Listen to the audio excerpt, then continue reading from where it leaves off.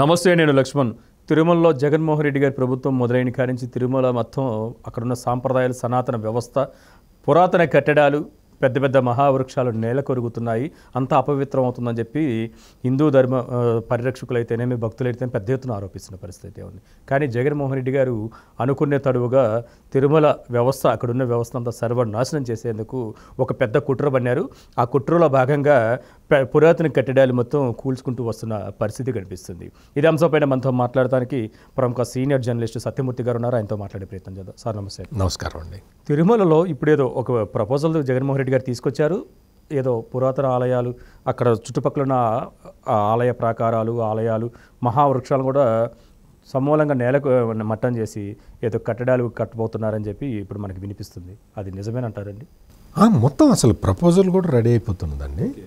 మొత్తం అక్కడ పారువేట మండపం అని ఉంటుంది.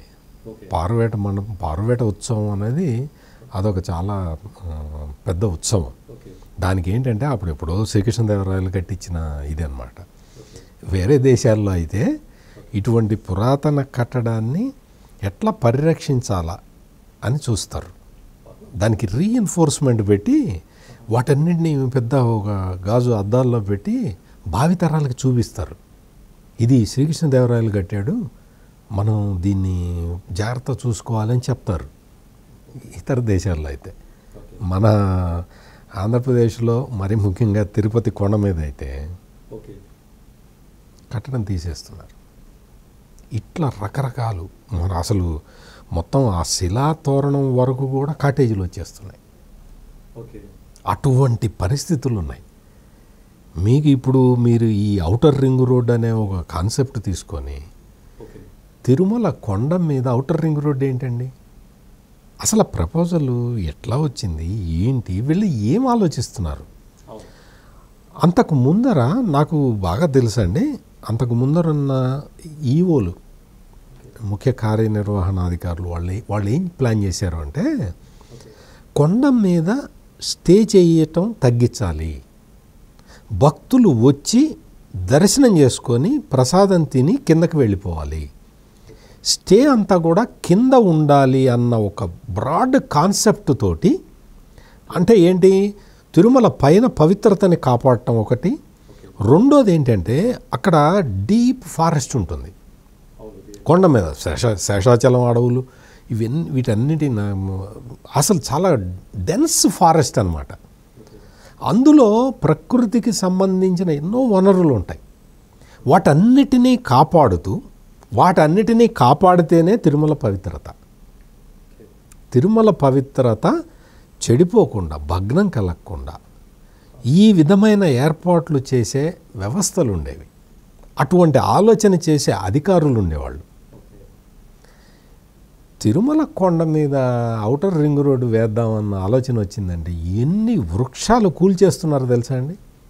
100 సంవత్సరాలు వృక్షాలు కూడా కూలిపోతున్నాయి. ఎందుకంటే ఔటర్ రింగ్ రోడ్ ఏంటి? What is the necessity? కాటేజీలు ఉన్న కాటేజీలే తగ్గించాలి. అంటే భక్తులు అక్కడికి వచ్చినా కానీ దర్శనం చేసుకోవాలి, ప్రసాదం తినాలి, కిందకి దిగి వెళ్ళిపోవాలి. నువ్వు కొండ మీద ఎంత తిరుగుతావో తిరిగేసి నువ్వు కొండ కిందకి దిగిపోవాలి. స్టే అనేది ఎక్కువ మందికి అక్కడ ఉండాల్సిన, చాలామంది కూడా స్వామి దర్శనం అయిపోయిన తర్వాత ఇంకా కొండ మీద ఎవరికి భక్తుడికి ఏం పని ఉంటుందండి? వెంకటేశ్వర స్వామి దర్శనం అయిపోయిన తర్వాత ఏ భక్తుడికి మాత్రం వేరే పనులు ఏముంటాయి అక్కడ? సార్ సత్యమూర్తి గారు, గతంలో కూడా మనం చూసుకుంటే వైవి సుబ్బారెడ్డి గారు చైర్మన్గా ఉన్నారు, ఇప్పుడు కరుణాకర్ రెడ్డి గారు ఉన్నారు. ధర్మారెడ్డి గారు చేస్తున్న అకృత్యాలు రోజు రోజుకు బయటపడుతున్నాయి. అక్కడ ఒక జడ్జి గారిని ప్రలోభ పెట్టే విధంగా ఆయన ఒక స్టెప్ తీసుకున్నాడు. 2 కోట్లు వాచ్ ఇవ్వబోతున్నారు. తిరుమల యువ గారికి రాజకీయాలకి, లాబింగ్కి సంబంధం ఏంటంటారు? ఇది చాలా కాంప్లికేటెడ్ ప్రశ్న. ధర్మారెడ్డిని అక్కడ పెట్టిందే ఇందుకోసం. ధర్మారెడ్డిని ఎందుకు అంటే జగన్మోహన్ రెడ్డికి క్లియర్ కట్గా తెలుసు, భారతదేశంలో ఏ ప్రముఖ వ్యక్తి అయినా సరే వచ్చే ఒక ప్రధాన కేంద్రం తిరుమల. అంటే వెంకటేశ్వర స్వామి మీద అంత భక్తి ఉంటుంది ఎవరికైనా సరే. నార్త్ ఇండియా వాళ్ళు బాలాజీ అంటారు, సౌత్ ఇండియా వాళ్ళు వెంకటేశ్వర స్వామి అంటారు. పేరు ఏదైనా కానీ నార్త్ ఇండియా వాళ్ళకి సౌత్ ఇండియా వాళ్ళకి అందరికీ కూడా ఒక కలియుగ దైవం కదా వెంకటేశ్వర స్వామి. ఆ వెంకటేశ్వర స్వామి దర్శనానికి వీళ్ళందరూ వస్తారు అన్న లాజిక్ జగన్మోహన్ రెడ్డికి స్పష్టంగా తెలుసు. అందుకని అక్కడ తన మనిషి అయిన ధర్మారెడ్డిని పెట్టుకున్నాడు. ధర్మారెడ్డి ఏం చేస్తాడు అంటే ఈ మొత్తం ఇటువంటి వీవీఐపీలు వీళ్ళందరికీ దర్శన భాగ్యం కలిగించటం, వెంకటేశ్వర స్వామి దర్శనం చేయిస్తాను రమ్మంటే పోకుండా ఎవరు ఉంటారు? చాలామంది మేము వస్తాము మాకు దర్శనం కలిగించు అని అడుగుతారు కదా. అట్లా పరిచయాలు పెంచుకోవడం ద్వారా రకరకాల పనులు చక్క పెట్టుకోవచ్చు అనే ఒక వ్యాపార దృక్పథం. ఈ వ్యాపార దృక్పథంతో అక్కడ ధర్మారెడ్డి పనిచేస్తున్నాడు. అందుకని ఏంటి అంటే నడక మార్గంలో పులులు వస్తున్నాయి, దానికి మొత్తం ఆ మెట్లన్నీ పడగొట్టి మళ్ళీ కట్టించడం, చుట్టూ కంచె వేయడం, లేకపోతే కర్రలు ఇవ్వడం, దానికి మళ్ళీ వైసీపీ స్టిక్కర్లు వేయటం, ఇటువంటి పనులు అండి చేసేది. నీకు పవిత్రతని, ఆలయ పవిత్రతని కాపాడాలి అంటే నువ్వు అక్కడ అడవిని ధ్వంసం చేయకుండా ఉంటే చిరుతలు బయటికి ఎందుకు వస్తాయి? అడవిలోనే ఉంటాయి కదా. నువ్వు అడవిలో ఉండి ప్రకృతిని పరిరక్షించాలి. నేను ఇందాక నుంచి చెప్తున్న పాయింటే ఇది. నువ్వు ఎవరినో సాటిస్ఫై చేయటానికి నువ్వు ఏదో మీకు అంతకు ముందర వైవి సుబ్బారెడ్డి చైర్మన్గా ఉన్నప్పుడు చాలా ఆస్తులు, వెంకటేశ్వర స్వామి ఆస్తులు అవన్నీ కూడా అన్యాక్రాంతం అయిపోతున్నాయి. అవన్నీ వాళ్ళందరూ చాలా ఆందోళన వెలిబుచ్చి దాన్ని అటువంటి ఆస్తుల్ని గుర్తించి అక్కడ చెన్నైలో ఉన్నాయి, చాలా చోట్ల ఉన్నాయి, ఇచ్చిన అవన్నీ అన్యాక్రాంతం అయిపోతున్నాయి కాబట్టి వాటిని ఆక్షన్ వేద్దామన్న ప్లాన్ పెట్టారు. స్థిరాస్తులు వెంకటేశ్వర స్వామివి ఉంటే అన్యాక్రాంతం అవుతూ ఉంటే నువ్వు గాడిదలు కాస్తున్నావా? నీకు ఇంత పెద్ద యంత్రాంగం ఉన్నది ఎందుకు అంటే అన్యాక్రాంతం కాకుండా చూడాలి. నువ్వు అన్యాక్రాంతం అవుతున్నాయి కాబట్టి నేను వేలం వేసేస్తున్నాను అంటే ఇంకా నువ్వెందుకు? వేరే వాళ్ళు కూడా ఎవరైనా చేస్తారు కదా. దాని మీద మొత్తం భక్తులందరూ ఆగ్రహం వ్యక్తం చేసి ఆ స్థలాలు కానీ ఆ ఆస్తులు కానీ ఇవన్నీ వెంకటేశ్వర స్వామి మీద భక్తితోటి భక్తులు ఇచ్చినవి కాబట్టి వాటిని పరిరక్షించుకోవాలి. వాటి మీద ఏదైనా ఆదాయం వస్తే స్వామివారికి ఉపయోగపడాలి. ఆదాయం రాకపోతే దాన్ని ఆదాయ మార్గంగా చేసి స్వామికి ఉపయోగించాలి. ఇవన్నీ చేయకుండా నేను వాటిని అమ్మేస్తానంటావేంటి? అంటే జగన్మోహన్ రెడ్డి ప్రభుత్వం మొదటి నుంచి కూడా వేరే డైరెక్షన్లో వెళ్తున్నది తప్ప వెంకటేశ్వర స్వామి డైరెక్షన్లో వెళ్ళట్ల. అవును, మనం గతంలో చూసుకోవచ్చు అనేక ప్రభుత్వాల్లో శ్రీవారి దర్శనం సామాన్యులకు సైతం ఇప్పుడు కొండెక్కినా కానీ దర్శనం కలిగేది. ఉచిత దర్శనాలకు అంత ప్రాధాన్యత ఇచ్చారు. కాలక్రమేణా ఆన్లైన్ పెట్టారు. అప్పుడు కూడా టోకెన్ ఏదైనా మనం అన్ఎక్స్పెక్టెడ్గా మనం స్వామివారి అపాయింట్మెంట్ దొరికి ఆయన రమ్మన్నప్పుడు వెళ్ళినా కానీ అక్కడ వేస్తారు. ఇప్పుడు ఆన్లైన్ సిస్టమ్ తీసుకొచ్చి శ్రీవారికి ఏదైనా సేవా కార్యక్రమాలకు సంబంధించి పెద్ద ఎత్తున దాని యొక్క రేట్లు పెంచేసేసారు. చాలా ఉచిత దర్శనాలకు సంబంధించి చాలా ఎర్లీ మార్నింగ్ ఉండేవి, వాటిని రద్దు చేశారు. ఎందుకు ఈ విధంగా ఒక కుట్రపూర్వకంగా ఈ విధంగా జరుగుతున్నట్టుగానే భక్తులు ఆరోపిస్తున్నారు. ఇప్పుడు ఎందుకు ఆ విధంగా జగన్మోహన్ రెడ్డి గారు శ్రీవారికి భక్తులను దూరం చేసే ప్రయత్నాలు జరుగుతున్నా కానీ ఎందుకు మాట్లాడతలేదంటారు? మాట్లాడటం అంటే ఇప్పుడు వాళ్ళు ఏమంటారంటే టికెట్లు పెడితే అక్కడంతా పైరువేలు నడుస్తున్నాయి, అందుకని మొత్తం ఆన్లైన్ పెట్టాం, మేము ఎంత ట్రాన్స్పరెన్సీగా పనిచేస్తున్నాం చూడండి అంటారు. నీకు ఆన్లైన్లో టికెట్లు అమ్మటం ట్రాన్స్పరెన్సీ అని ఎవరు చెప్పాడు? ఎంతమంది? ఇప్పుడు భక్తులు దేవుడి దగ్గరికి రావడానికి అపాయింట్మెంట్ తీసుకొని రావాలా?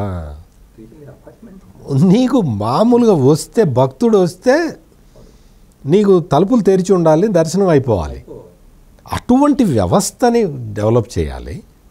నువ్వు దానికోసం అని చెప్పి గతంలో ఉన్న మహానుభావులు చాలామంది రష్ ఎక్కువ ఉన్నప్పుడు శీఘ్ర దర్శనం పెట్టారు. అంటే ముందరే ఆ, వాళ్ళ దీని నుంచే పంపించేస్తారు. స్వామి కనపడతాడు. స్వామి కనపడితే చాలు కదా, దగ్గర నుంచి దూరం నుంచి అనేది ఉండదు కదా. వెంకటేశ్వర స్వామి. సో అటువంటివి చేసేసి ఏదో ఒక విధమైన నిర్ణయం తీసుకొని అక్కడ భక్తుల రద్దీ లేకుండా చూడాలి. అపాయింట్మెంట్, దేవుడి దగ్గరికి అపాయింట్మెంట్ తీసుకొని వెళ్ళాలి అన్న రూల్ పెట్టడం ఏంటండి? ఇటువంటివన్నీ కూడా ఏంటి అంటే అక్కడ ఒక వ్యవస్థ. మీరు అసలు ఇదే కాదు, మీరు ఆ పైన ఆహార పదార్థాలు అందుబాటు లేదు, విపరీతమైన రేట్లు. మీకు క్యూ లైన్లో, క్యూ కాంప్లెక్స్లో మీరు వాటిట్లో కంపార్ట్మెంట్లో వేచి ఉండే వాళ్ళకి నిజమే, అవును, పిల్లలకి పాలు ఇవ్వాలి, పెద్దవాళ్ళకి నీకు పెరుగన్నం ఇస్తారు, పులిహోర ఇస్తారు, లేదా పొద్దునైతే టిఫిన్ ఇస్తారు, గంటకి ఏదో ఒకటి తినే పదార్థం ఇస్తారు, తాగే పదార్థం ఇస్తారు, చక్కటి తియ్యటి నీళ్లు ఉంటాయి అక్కడ, మంచినీళ్ళు. ఆ మంచినీళ్ళు తాగైనా బతకచ్చు. అటువంటి వాతావరణం, అటువంటివన్నీ కూడా, వ్యవస్థలన్నీ కూడా లేకుండా నీకు క్యూ లైన్లో వేచి ఉంటాడని. అసలు ఇదివరకు సమయంలో అయితే క్యూ లైన్లో వేచి ఉండటానికి భక్తులు ఎవరు ఇబ్బంది పడేవాళ్ళు కాదు. అవును, 2-3 రోజులు కూడా ఉన్నవారు, 2-3 రోజులు కూడా ఆనందంగా ఉండేవాళ్ళు. అటువంటి వ్యవస్థలు ఉండాలి కదా, అటువంటి పనులు చేయాలి కదా. వెంకటేశ్వర స్వామి దగ్గర అంత సంపద ఉండటమే కాదు, వెంకటేశ్వర స్వామి దగ్గర సంపద ఉందా లేదా అనేది విషయం కాదు. మేము ఈ విధంగా పొద్దున్నే టిఫిన్ పెట్టాలనుకుంటున్నాం భక్తులకి, ఆ రోజుకి ఇంతమంది భక్తులకి టిఫిన్ పెట్టాలి, ఎవరన్నా దాతలు రండి అంటే కొన్ని కోట్ల మంది వస్తారు. ఆ పని కూడా చేయట్లేదుగా. భక్తులకి, పిల్లలకి పాలు ఇవ్వాలనుకుంటున్నాము, ఆ పాలు ఇన్ని లీటర్లు అవుతాయి, దీనికి ఎవరన్నా భక్తులు ముందరికి రండి అంటే కొన్ని కోట్ల మంది వస్తారు. అటువంటి భక్తులు ఉన్న వెంకటేశ్వర స్వామి దగ్గర ఇదేం పద్ధతి అండి? వెంకటేశ్వర స్వామి దగ్గర కరోనా వల్ల ఆదాయం తగ్గింది. ఆదాయం తగ్గితే నువ్వు ఏదైనా ప్రోగ్రాం పెట్టి ఆ ప్రోగ్రాంకి డొనేషన్ అడిగితే వచ్చేస్తాయి కదా. అసలు వెంకటేశ్వర స్వామికి ఆదాయం తగ్గడం ఏంటి? ఆదాయం కోసమా వెంకటేశ్వర స్వామిని నడుపుతున్నది? వెంకటేశ్వర స్వామి ఆలయాన్ని నడుపుతున్నది ఆదాయం కోసమా? వెంకటేశ్వర స్వామికి నువ్వు వద్దన్న ఆదాయం వస్తుంది, నువ్వు లేకపోతే ఇంకా ఆదాయం బాగా వస్తుంది. నేననే పాయింట్ అది. మంచి పాయింట్ అన్నారు. ఈ విధమైన చర్యలు తీసుకుంటూ ఈ అడవులు కొట్టడం ఆపండి, ఇప్పటికైనా ఆపండి. చెట్లు కొట్టడం ఆపండి. అక్కడ పురాతన కట్టడాలకి ప్రాధాన్యత ఇవ్వండి. పురాతన కట్టడాలను ఆపండి. పురాతన కట్టడాలను నిలబెట్టే ప్రయత్నం చేయండి. భావితరాలకి మనం వారసత్వ సంపదగా వాటిని ఇవ్వాలి. ఇటువంటి దుందుడుకు చర్యలు తీసుకొని ఏదో భక్తులకు సౌకర్యం కల్పిస్తానని చెప్పి తిరుమల కొండ మీద మొత్తం రోడ్లు వేసేస్తే కమర్షియల్ ట్రక్కులు నడుపుతావా? వాటి మీద ఏం నడుపుతావు? ఈ విధమైన చర్యలు తీసుకోవటం అనేది మాత్రం భక్తులు చాలా మనోవేదనకు గురవుతున్నారు. ఇది మొత్తానికి తిరుమలలో జరుగుతున్న అపవిత్ర చర్యలు. దీనిని వెంటనే రాష్ట్ర ప్రభుత్వం ఆపాలి. ఆపకుంటే మాత్రం భక్తుల యొక్క ఆగ్రహం చవి చూడాల్సిన పరిస్థితి ఎదురవుతుంది. మరొక అంశంతో మళ్ళీ కలుద్దాం.